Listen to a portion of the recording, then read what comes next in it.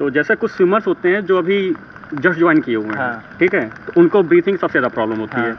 तो अगर मान लीजिए जैसे हम स्विमिंग पूल पे एक कॉइन डाल दिए, ठीक है, ये आपको दिख रहा होगा, तो वो ये कैसे निकाल सकते हैं, क्योंकि उसमें तो बैलेंस तो नहीं कर सकते हैं। जैसे आप वहाँ खड़े हैं तो नए जो स्विमर होंगे हाँ नीचे नहीं जा, पहली बात तो वो अपने आप को स्टेबल नहीं कर पाएंगे वहाँ पे, पहली चीज़ तो, ठीक है, और दूसरी चीज़ वो कैसे बैलेंस करके वो कॉइन को ऊपर लेकर आएंगे, ये एक क्वेश्चन है। जरा ये जो क्वेश्चन था ये लगभग जितने बिगनर्स होते हैं सब में ये प्रॉब्लम आती है। जैसे मुझे भी था कि मैं भी जैसे कॉइन यहीं पे एकदम शैलो वाटर में, लेकिन मैं फिर भी नीचे नहीं जा पाता था। मैं कुछ इस तरह होता था उसमें, जब मैं ट्राई करता था मेरा कुछ ये प्रॉब्लम होती थी।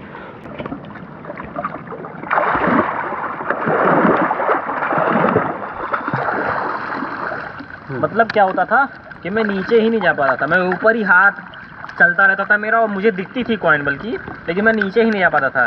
तो फिर उसको मैंने कैसे दूर किया वो मैं बता रहा हूँ कि मैंने क्या किया कि जैसे हम लोग जब भी जंप लेते हैं तो जाहिर सी बात है आपको जो ग्रेविटी होती है वो नीचे खींचती है, ठीक है, तो उसी का यूज़ करना है आपको। और उसका यूज़ पहले देखिए मैं बता रहा हूँ किस तरह होता है, फिर मैं इसको थोड़ा सा तोड़ के और समझाऊँगा, ठीक। तो वो मैं कुछ इस तरह करना सीखा था। ये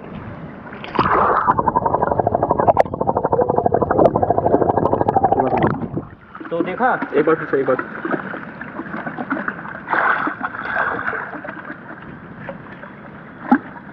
तो आपने देखा कि मैं कितनी आसानी से नीचे चला गया था ना।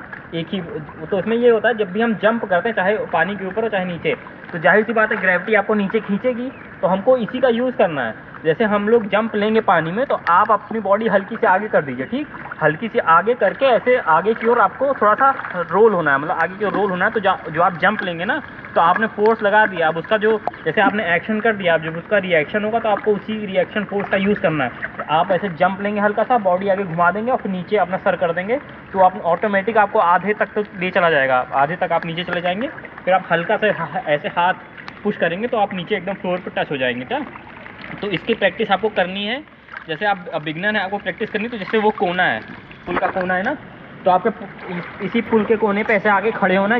जैसे इसी कोने पे मैंने सीखा था वो अंडर वाटर, तो मैं क्या करता था यहीं पे जंप लेके नीचे सिर्फ वो स्विमिंग पूल के फ्लोर को टच करने की कोशिश करता था कि मैं बस टच कर लूँ उसको।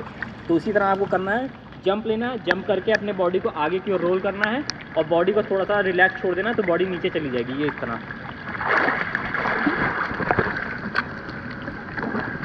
एक बार और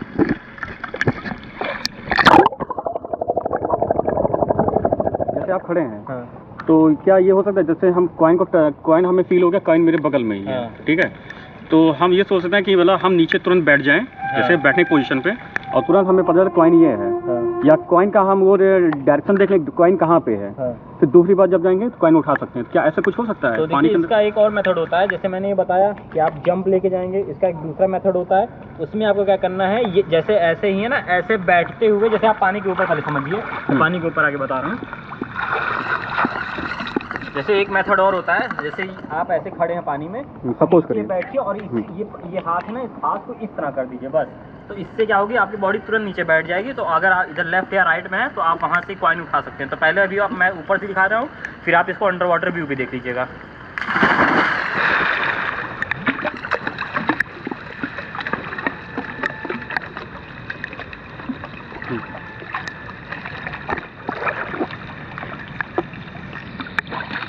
अब इसको आप अंडर वाटर व्यू के साथ देखिए।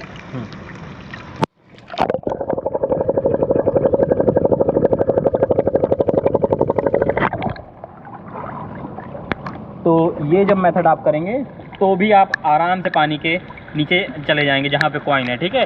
लेकिन ये वाला मेथड शैलो वाटर में ही काम देगा ना, कि और जब ये मेथड आप डीप वाटर में करना होगा तो डीप वाटर में आप डक डाइव करिएगा। डक डाइव जो मैंने अभी बताया कि जंप लेके आगे की ओर ऐसे मुड़ना है, हेड को नीचे करते हुए चले जाना है, ठीक। तो इस तरह जब आप ट्राई करेंगे तो बहुत लोगों का जो कमेंट था कि सर हम खड़े खड़े कैसे नीचे जाएं, जैसे वॉल नहीं है, बिना वॉल के किस तरह अंडर वाटर जाएं, तो वो इसी तरह आप जा सकते हैं। तो इस वीडियो में इतना ही था, इसको आप ट्राई करिएगा तो आपका अंडर वाटर और अच्छा हो जाएगा।